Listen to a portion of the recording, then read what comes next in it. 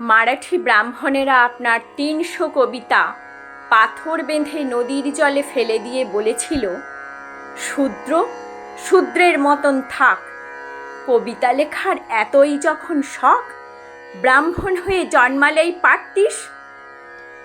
কিন্তু সারা মহারাষ্ট্রের মানুষ বিশ্বাস করে আপনার ৩০০ কবিতা ১ বছর বাদে জল থেকে উঠে এসেছিল।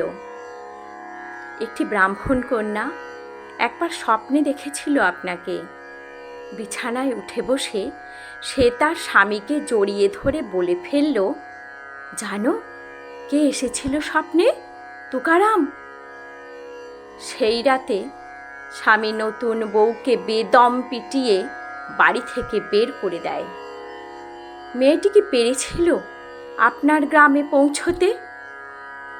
এই মেয়েটি মারাঠি ভাষার প্রথম মহিলা কবি। তুকারাম, আপনার কবিতা জল থেকে উঠে এসেছিল কিনা জানি না, তবে মেয়েটি স্বামীর হাতে মার খেয়ে বাড়ি ছেড়েছিল।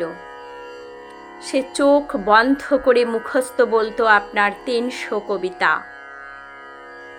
৩৮ বছর বয়সে তুকারাম আপনাকে হত্যা করা হলো।